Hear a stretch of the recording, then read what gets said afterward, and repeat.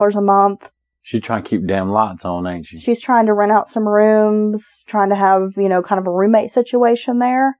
At some point, Crystal asks her friends Summer and Elijah, who've been staying with her, to help clean and organize her father's belongings. They arranged them in some storage totes and had them placed in an outside storage shed. Crystal gave a key to her friend Summer and told her to make sure no one else went into the shed. She said it was a really private place where she had memories with her dad, and she just didn't want people going in there. Okay. Then Crystal rented a U-Haul trailer, loaded up her father's orange Land Rover, and said she was moving back to Augusta, Georgia. Now, she tells her friends they could continue living in the Howell home. Crystal even told them if they needed money for food or utilities, just to let her know. Okay. Is it now at this point? It sounds like it's been a minute. Yeah, it's been a few weeks. Is nobody wondering why there's no other family show up to this house where this young girl, I mean, she's pretty young, 16?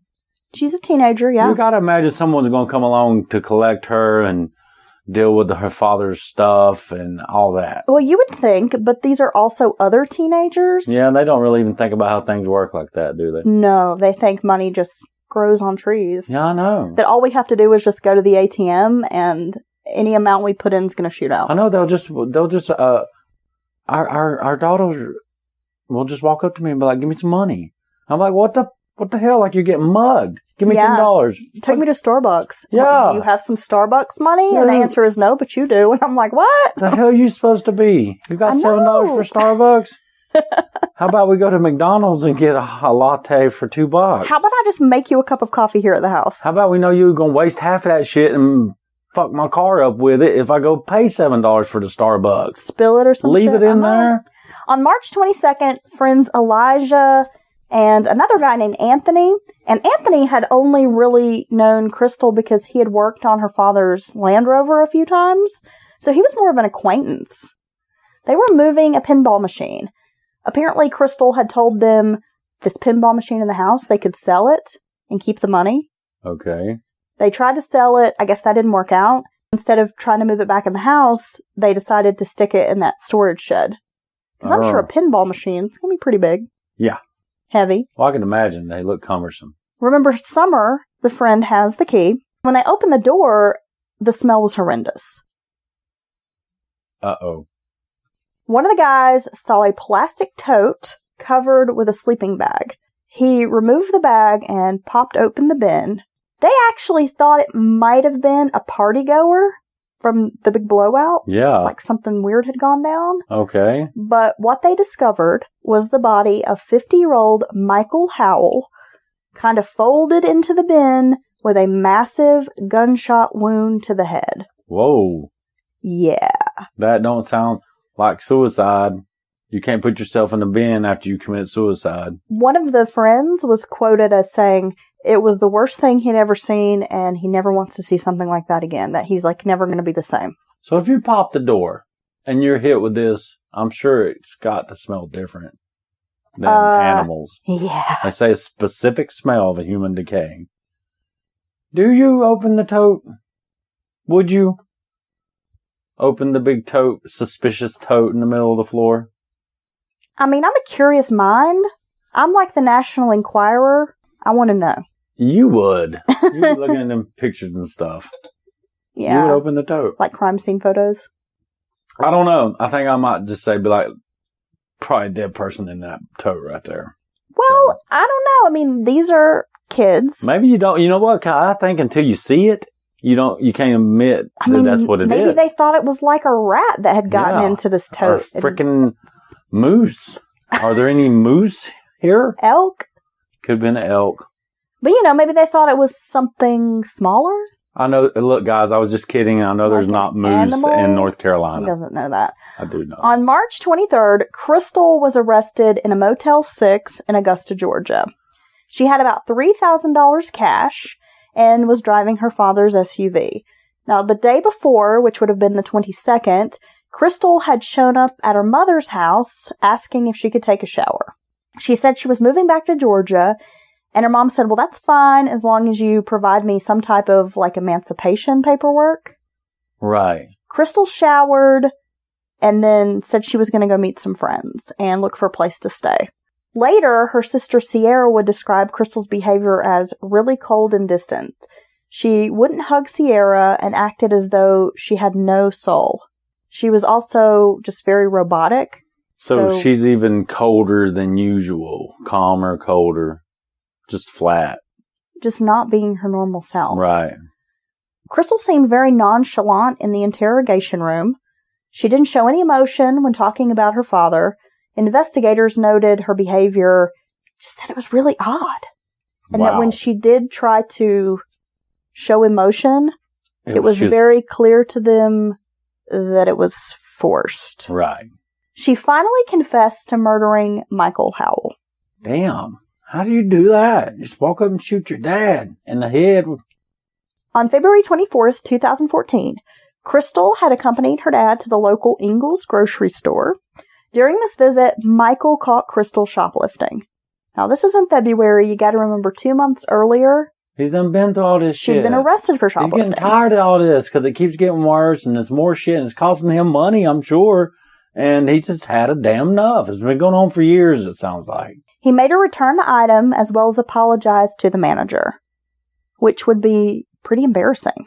Now, I've never been a shoplifter, never been caught shoplifting because I've never done it. I was going to say because you were good at it, huh? No. But I've had some friends, especially when I was younger, teenager, who did shoplift and would tell me stories of getting caught. Yeah. And their parents making them go to the manager and admit what they had done and give the item back, and that it was just so humiliating. Right. That they were like, I would never do that again. Yeah, because that's anytime somebody wants to do a little thing for a thrill, shoplifting's an kind of easy thing to try out. You know, you just grab something and go with it. But it just seems like most kids would be like, that was pretty humiliating. I don't ever want to go through that again. Right. Nobody wants to face the consequences and admit what they've done. So she'd already been through this. Here we are 2 months later. Same thing. She don't care. She don't care. She don't have any feelings. The pair returned home. Michael fell asleep on the couch while Crystal took a shower. According to her confession, she says while she was in the shower, she kept thinking about her dad and how she should just kill him. That will make everything better. As he napped, Crystal used his gun to shoot him in the head. She then hid the body in the storage tote, placed it in the shed. Soon after, she told friends he had gone to Georgia on a business trip. Ah. So the whole, oh my gosh, something's happened to my dad, he's harmed himself, shtick. Yeah. She's just straight up lying. No one you gotta be some type of way to be able to do that and just like be in people's face and just be like, oh yeah, making up this bullshit. During the month that followed, Crystal spent Michael's money, totaling $12,000. She drove his Land Rover and used his home. At some point, she sold the gun, the murder weapon, to her friend Summer's dad for $20. Ha! Joke's on you. I shot my dad with that. During an interview with Crime Watch Daily, Summer Ramsey said she felt Crystal might have been trying to frame her for the murder. Ah. She had sold her father the murder weapon, given Summer keys to the storage shed, and then left her at the home while Crystal disappeared to Georgia. Oh, okay. Which is actually a pretty good theory. That's pretty good, that's some pretty good conniving if any of that's true.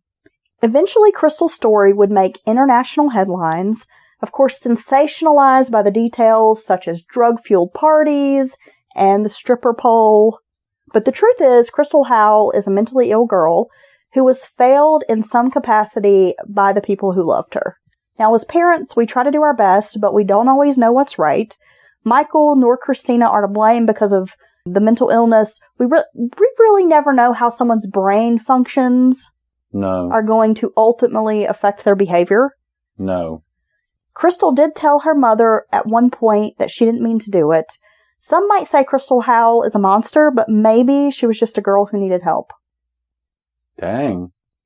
Well, I've never heard the full story. I spoke with an anonymous source who was in the Haywood County Detention Center with Crystal during the period after her arrest. She said Crystal was incredibly funny, and sweet, This person said she was actually a really good person despite the fact that she had murdered her dad.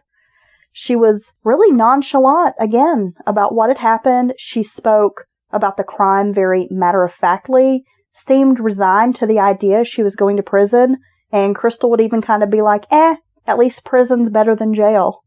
Oh, wow, better than county? That's what they say. She took a plea deal. She was sentenced to 30 years to life in prison.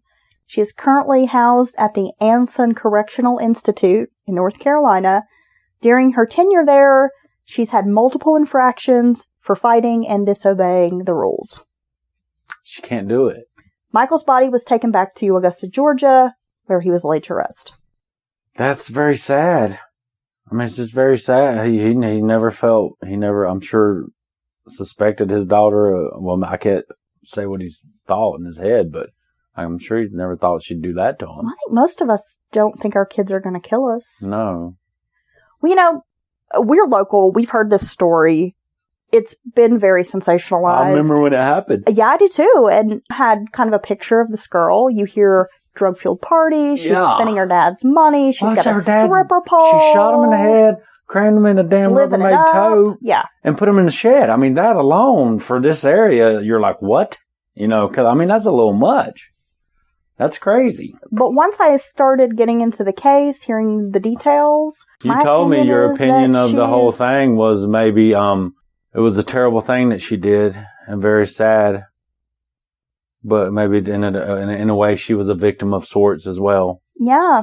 Maybe not a monster, but just a girl who needed some help. And a lot of that behavior you described honestly seemed like attention-seeking behavior.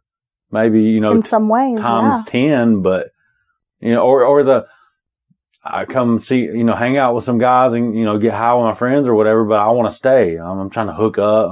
It's like very clingy kind of, even though she didn't, have a lot of emotions. It seems like anything. Like kind of needy behavior or something? To a degree.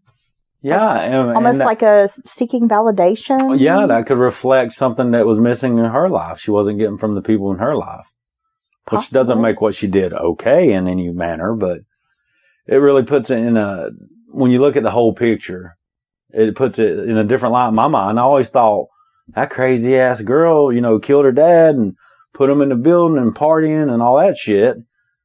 And yeah, I mean, once you said, once I looked at this whole case and story and talked to some people that knew her and things like that, it's just, really change your perspective on what you think might have happened. Well, oftentimes we talk about these true crime cases and you almost get lost in the details and you forget the very real, very human aspect of these stories.